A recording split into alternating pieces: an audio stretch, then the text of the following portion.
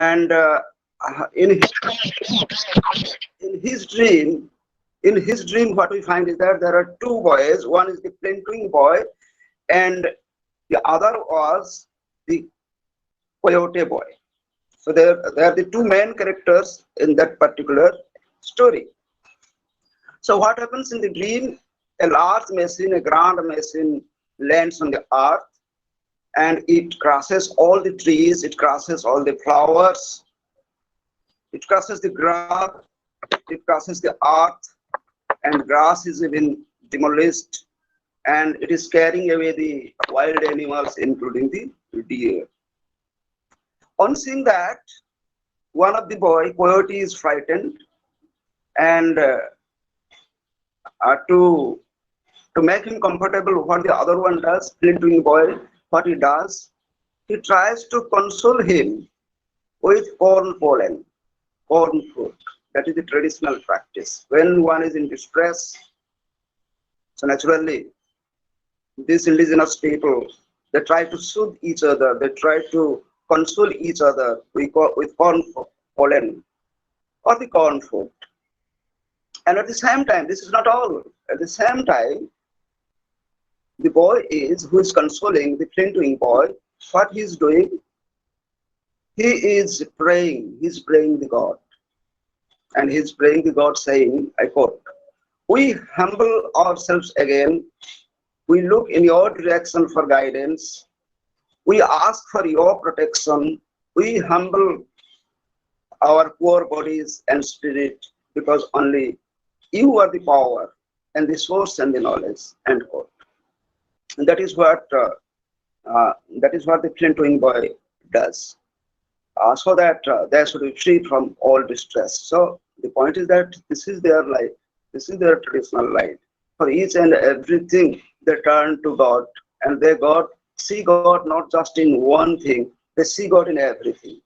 So there is frequent reference to you in the short story. If you read the short story, there is frequent reference to you, power, source, knowledge. Ultimately, these are all with the God. And at the same time, with their traditional mindset, they look humorously at NASA. So here what we find, the key concept, there are two different generations. One generation is tradition oriented, and another generation is very much scientific. So it is not wrong to be scientific, but at the same time, what I want to point out is that it is wrong to reject traditional values altogether. So there are traditional values of the indigenous people, those really matter. So that is what I want to point out. So there are frequent references, as I said, to you, power, source, knowledge, and they are humorously looking at NASA. So the key concepts that we find here are the larger cosmos, a person, a sentient, a creator, and all this. So this is what actually is the grandfather Faustin's dream point.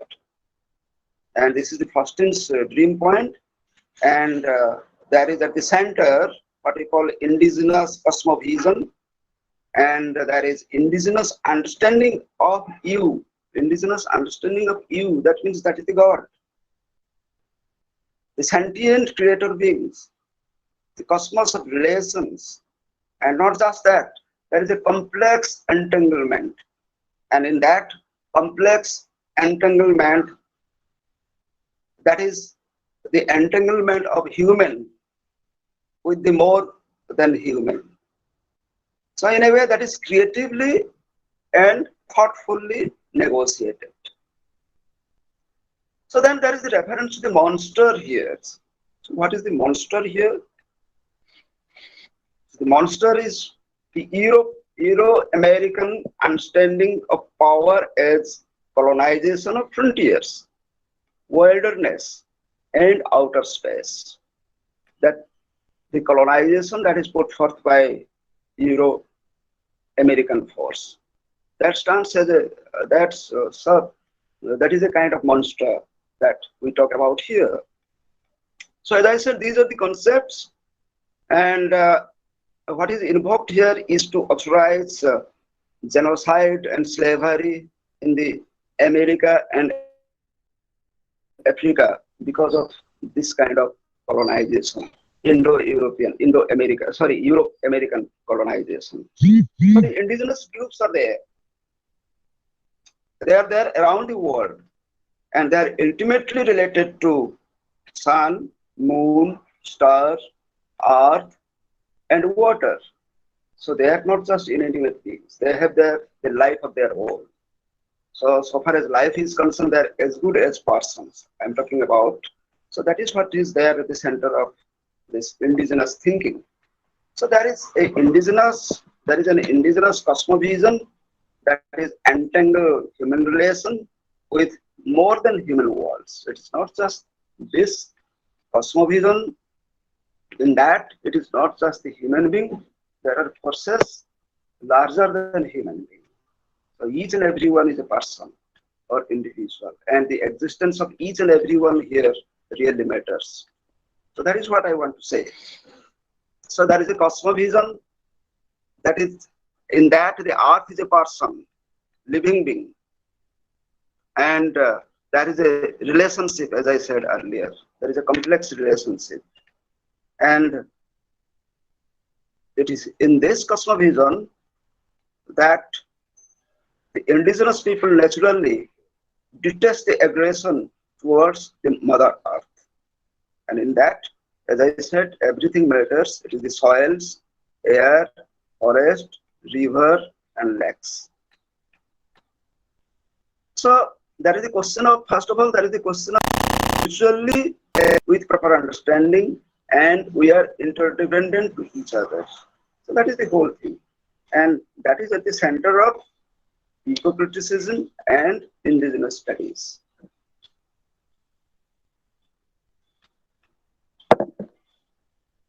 So there is indigenous cultural relations, and in that there are essential persons, human or animals, both. There are characters who behave like people, and that is what we call a spatio-temporal framework of cosmic. And when represented, and we find that in both time and space, it is not just that past matters, it is also the present that matters, it is also the future that matters. So basing on the past, we proceed towards the present and gradually proceed towards the future. So present and future changing the contemporary world. So that is what is there. So there is multi-scaled world of plants, animals, and microfauna. There are sacred mountains, lakes, rivers, and those are considered as beings. Those are not just inanimate beings. Those are considered as sacred beings. So there is the sacredness you find in the Brazilian rainforest. In the Brazilian rainforest is titled as, called as Sachamama, that is meaning mother of forest, the mother of all forest, that is the Brazilian rainforest. So that is the entities in assemblage. So you find a kind of assemblage in this. So that in that there are more than humans, other than humans, and this forms the central part of Ecocriticism and Indigenous Studies. There is, and in that, of course, there is indigenous artistic diversity and political expressions, cosmovisions, and the cosmovisions of the persons and collective things. That is what is there. And there, at the same time, there is the intersection of so many disciplines, intersection of the environmental humanities, indigenous studies. So it's not just that it is part of one particular discipline and that does not intersect with anything. So there is a kind of intersection of all these disciplines, and there is a remarkable scholarly growth in that line. There is environmental humanities broadly, and ecocriticism and indigenous studies specifically. These are all entangled in a historical route. So that is what I mean. So there is oral and written indigenous literature. So coming to art, oral and indigenous literature both, and that is Euro-American conceptions of nature and place, and there is the issues like environmental justice, race, class, and gender, and there is the concept of nature. There are voices and struggles of marginalized people or marginalized minorities. So these are the issues that concern with when we are going for indigenous studies. So we are concerned with, as I said, environmental justice, post-colonial ecology, multi-species ontologies, and indigenous studies.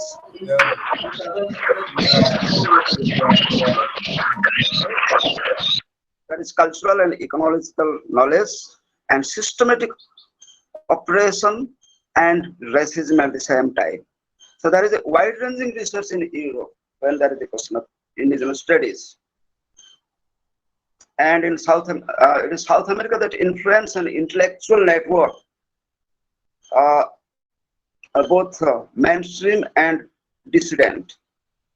Those are the ideas throughout the 19th century, and that spans about the 21st century. That is one of the dissident, a scholar like Franz Boas. He is originally a German anthropologist, and he studied Canadian North, particularly specifically the Baffin Island. And later on, he called himself a cosmographer. And he looks upon every phenomenon that is worthy of being studied for its own sake. So that is his approach toward cosmovision. And he was doing wonderful things in Columbia University. What he did is that he trained scholars, and he gives help to their knowledge of ethnography. That is the field of ethnography. And at that point of time, there was budding art movement. It was Harlem Renaissance, and he also contributed to that in his own way. So it is the cosmos that forms the part of our study, that forms the central part of our study. And while doing that, we recover ancient understanding of cosmos and indigenous thought. And looking at this point, that is indigenous cosmovision, like indigenous people, their interaction, indigenous cosmovision, in that we find indigenous people and their interaction, and to which, as I said, Boas also contributed. He sat anthropology, ethnography, and indigenous studies. So he was working with multiple disciplines at that point of time. And he developed indigenous belief system, particularly in Amazon. So looking at the scenario, we find that there is a generation of thinkers and American environmentalists who were inspiring this kind of process. And significantly, we have a thinker like Ralph Waldo Emerson and Henry David Thoreau, who are looking upon nature as a planetary, interactive, and casual network. And Thoreau's most significant work is the Maine Woods, published in the year 1864. That focuses a lot. So we can now go over to cosmopolitics. So that is the moment in politics.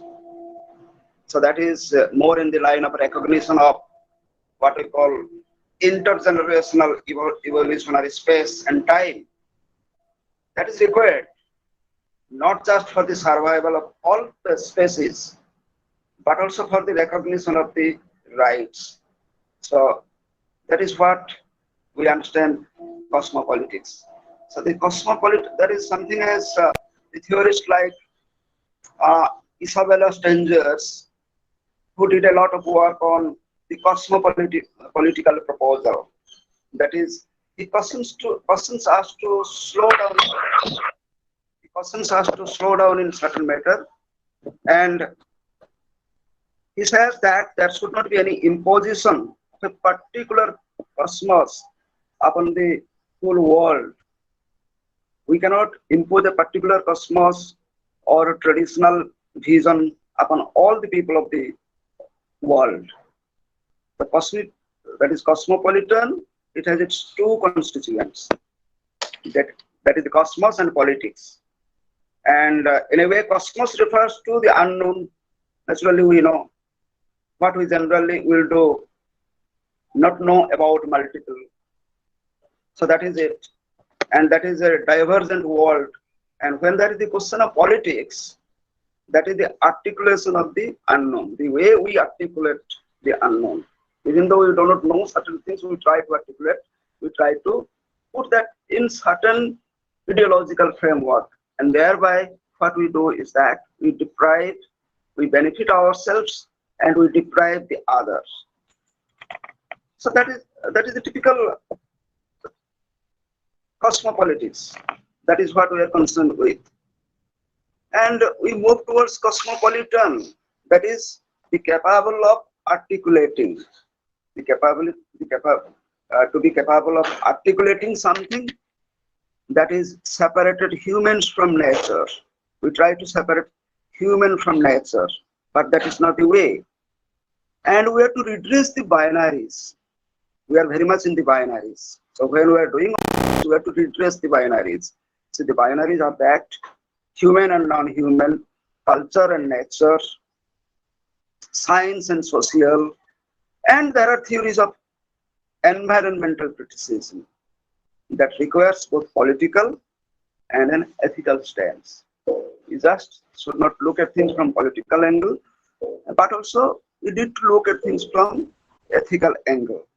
So in cosmopolitics, that is in the context of indigenous struggle, we have indigenous communities, activists, indigenous epistemologists.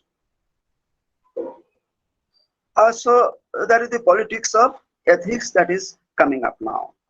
And there is multi-species relation that we are looking forward. And we are addressing issues like climate change and eco-social injustice. So while talking about indigenous cosmovision, we have in that dynamic epistemologies that is in the process of being interpreted, of course.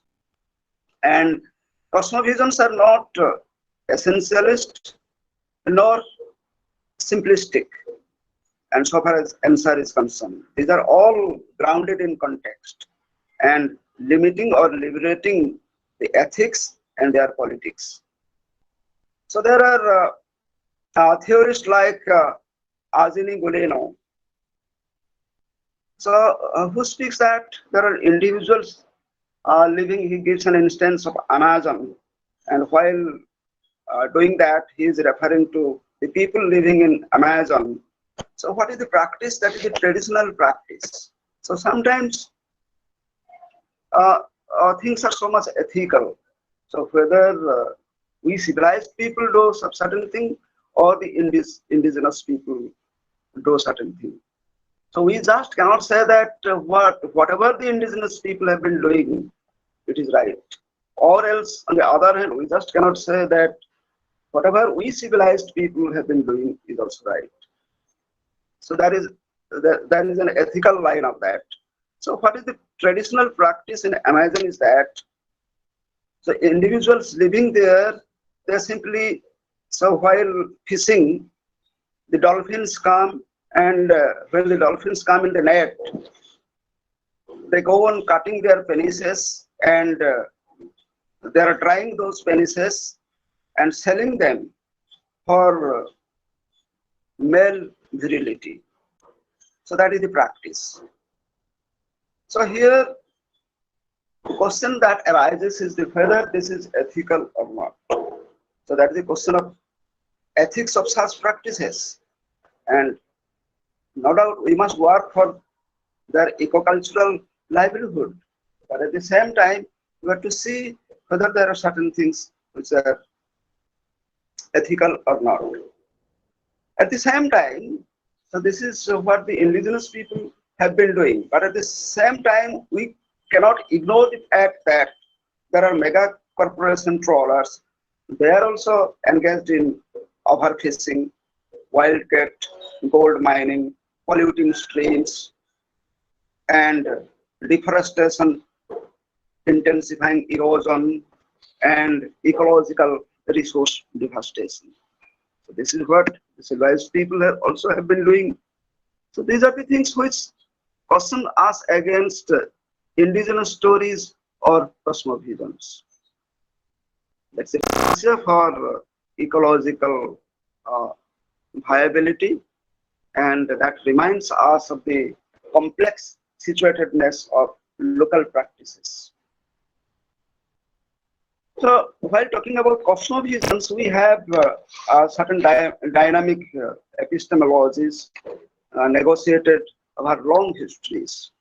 And we have ethical and scientific reasoning at the same time. There are indigenous practices that is sidelined as superstitions by those who consider mainstream Western science objective and superior. So there are scholars who collect the oral, astronomical, ceremonial, cultural, agroecological, and ethnobotanical knowledge of diverse ethnic groups and consider them legitimate and scientifically sound. And not that, they just go on archiving those also, putting those in archives. So Amazonian indigenous community, so that is the foundation of research and multi-species, relating to multi-species ethnography, multi-species relation, natural scientist, social scientist, environmental humanist, and artist. So they are also focusing on that. And we're moving towards the cosmovision, both of human with non-human. So in ecocriticism and indigenous studies, we focus on multi-species relations. We talk of politics and ethics of everyday practice, of course. And when that the question of representation, we are concerned with storytelling modes, that is from literature, poetry, and film to opera, performance, landscape art, and the land itself. And there is the expansion of media focus, no doubt, of 21st century, and that is productive intertextual conversation and interdisciplinary thinking, no doubt. So that is the way things have been going on. So ecocriticism and indigenous studies, that is our concern, and in that we are concerned from earth to cosmos, and this studies does not center around just the human beings. And we have scholars, we have artists, and in that we have three key tenets like resilience, resistance, and multi-species relation. And it is the resilience that articulates indigenous responses, that is politically enforced extermination, assimilation, and marginalization. Yes, marginalized. And when there is a question of resistance, that struggles for self-determination and sovereignty. And there is multi-species that is concerned with indigenous ecological literacies, and that is applied to resilience and resistance. So indigenous studies, and when we are talking about indigenous studies and ecocriticism, so naturally that spans our film studies, science studies, performance studies, history, anthropology, and new media studies. So we have vital cosmoethics ultimately, and in that we have human as one, that is among many in complex pluriverse, and that must be respectfully and creatively negotiated. So we have a pluriverse, and that should be very carefully and creatively negotiated. And ultimately, we have two principal tenets that we are concerned with. The two principal tenets like long environmentalism, and that includes collaboration among unlikely allies through the act of sincere listening, and B, that is a period of time that is long enough to enable what was once considered marginal to become very significant. And that while holding varieties of contradictions in place, we go for long environmentalism that is historically grounded, exposing past injustices. So it is also futuristic and enabling radical hope for sustainable human and non-human biotic life. Thank you so much.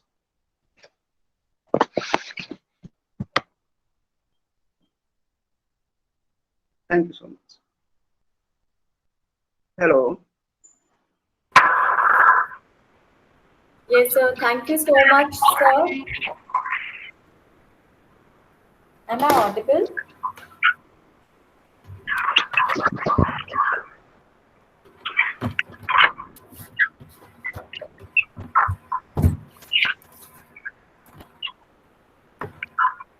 Thank you so much, sir, for your wonderful deliberation. And we are really enlightened by the concept, your concept note of the conference. Your presentation helped us to identify three different concepts like cosmovision, ecocriticism, and indigenous studies, and see as and when these converge as well as diverge in European and American context. Your study included climate change's representation in indigenous art, scientific development without humanitarian attitude, cosmovision, cosmopolitan, indigenous thoughts, multi-species relations, and cosmic ethics. And of course, you concluded with a futuristic hope for sustainable human and non-human biotic life. Thank you so much, sir. Now, we will have questions. I can see we have questions. By the first question is by Dr. Malini ma'am. Malini ma'am, I think it's better you ask your question yourself. You can unmute yourself.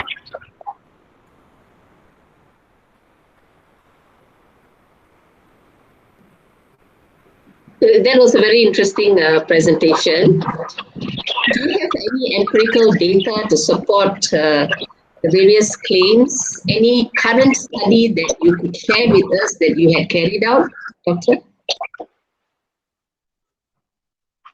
No, there are a lot of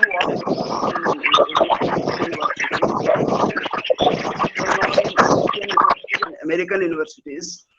So now, not just in cosmopolitan universities, even universities in periphery, we have been observing that even in our own university, we have been doing a lot of work in that line. We have been teaching ecocriticism, and in that we have been talking indigenous studies. We have been addressing all these issues, and students are thereby aware of a lot of issues and a lot of studies. So naturally, we see that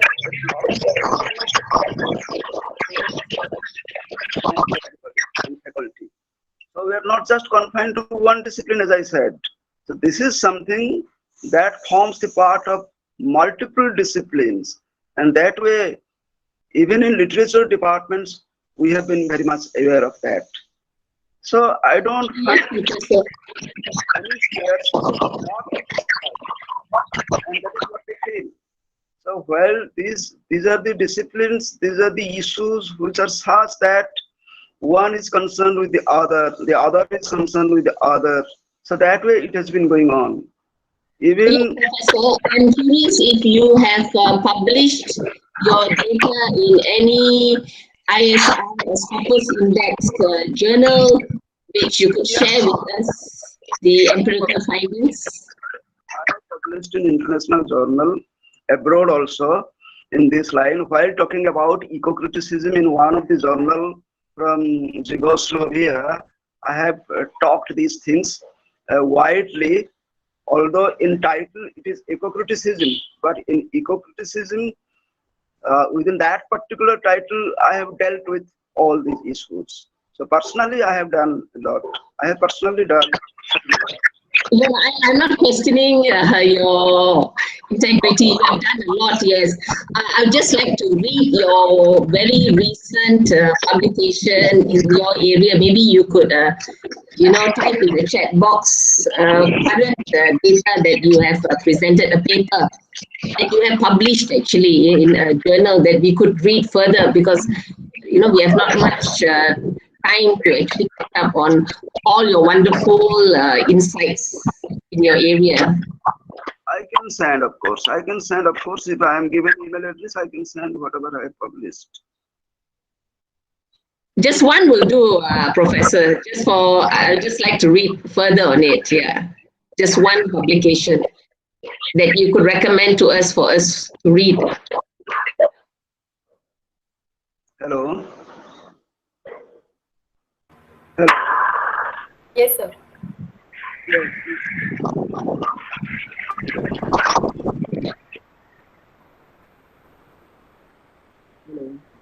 Yes, sir. Thank you. Thank you, sir. I hope Malini ma'am it's done. Any more question? Anybody else would like to ask some question?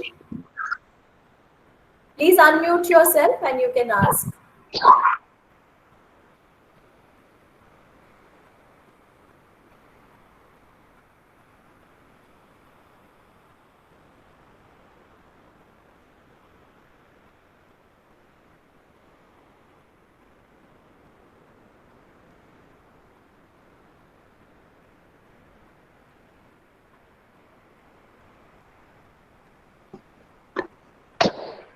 Hello, I have one question for Professor, please.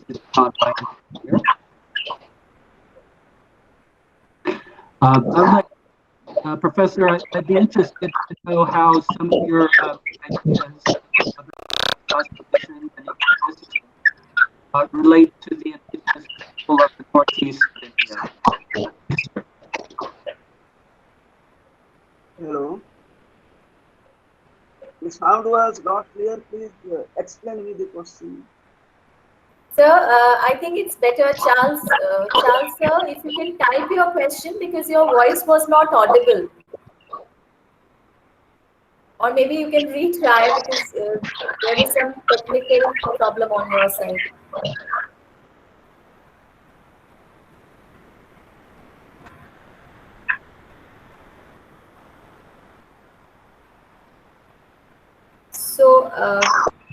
So we have question, sir, Pradip sir. How do some of your assertions relate to the indigenous people of Northeast India, particularly the idea of cosmovisions and ecocriticism? This is very simple actually. First of all, we'll have to understand the indigenous people. I was telling in a context that if whatever the indigenous people have been doing is correct, it is not that. And when there is a question of cosmovision, ecocriticism is just a small part of that. It is the cosmovision that comes first, and ecocriticism comes within that. So we'll have to understand the other. So we have two configurations, we and the other. So we are always consistently in a practice of understanding ourselves. We never try to understand the other.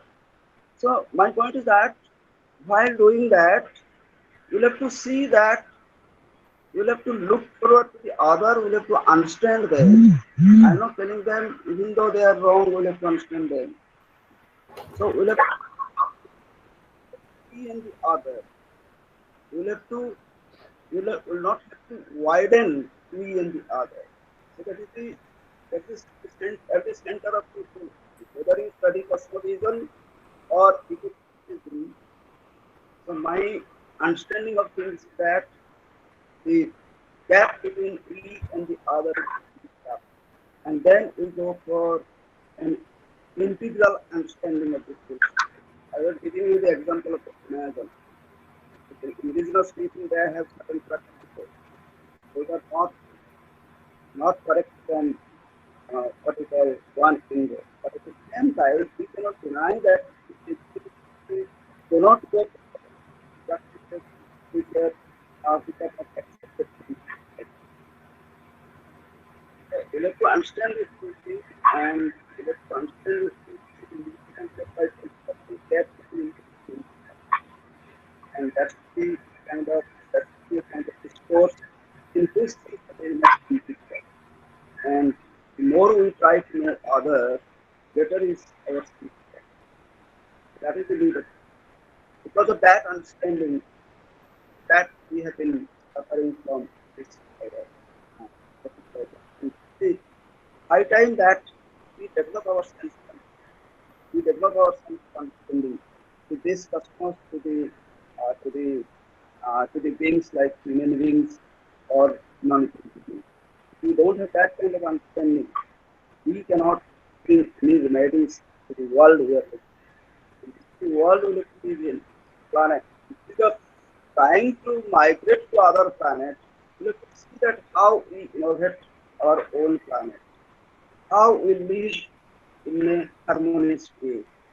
So it first of all comes not from study. First of all, it comes from our understanding. If we enrich our understanding, then we go for study, our study becomes stronger.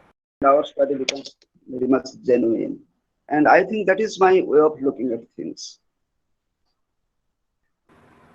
Thank you, sir. I hope, John, sir, your question is done. Now we have next question from Dr. Bhumika Sharma. Bhumika ma'am, would you like to ask your question?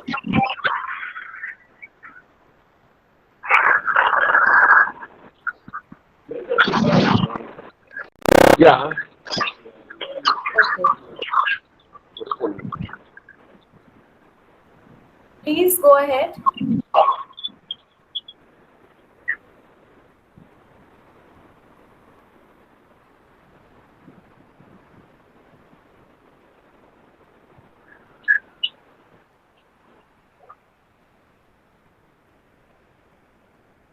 Oh, no issues.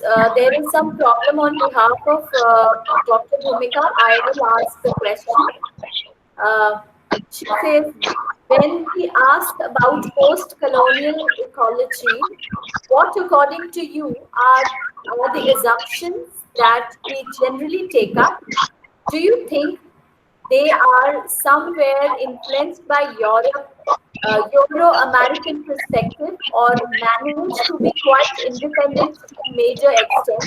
What is your take on it? See, it is the Euro-American concept that is prevailing. Even as Indians, we are hardly Indians. The Euro-American Euro-American concept of anything is so strong that through our study it enters us. And we give up studying things from our own angle. So that has been our practice. And it is unconsciously, not consciously, unconsciously that we are more into Euro-American practices. Of course, there are certain merits in Euro-American practices, but we are concerned with the context. And context-wise, we just cannot generalize things. We try to generalize things, ignoring the context. What is our context? So that is to be seen. What is our natural context and cultural context? We just try to generalize things and look at the things. So that is very dangerous. So what I want to say is that this Euro-American thinking, we have to look at up to what extent Euro-American thinking is helping us. After what Euroamerican thinking is rather dangerous to us. Unless and until we make a division of that, unless and until we identify these things, we cannot go up in proper manner. So that is what I feel. Since we have the textbook, we have the reference books, all borrowed from Euro-American context. It is not that we have to study all these. We may study all this, but when there is the question of context, we have to see what is applicable in our context. If we do not see that and we try to generalize, it is going to be very dangerous, disastrous, and that is what it has become.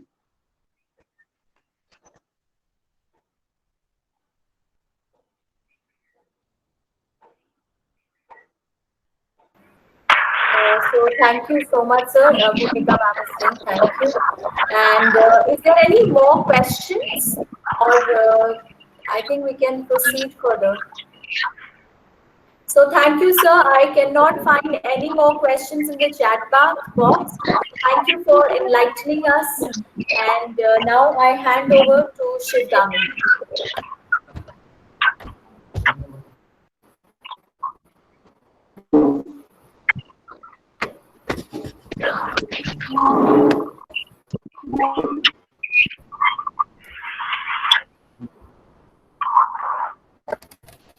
Thank you, sir.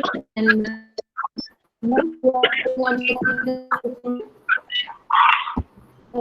session will be chaired by Dr. Rustam Verma. Dr. Rustam Verma is presently teaching at Bodoland University, however, as assistant professor of English.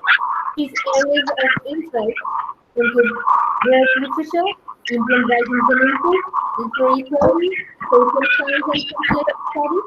He has attended many national conferences and workshops at different places.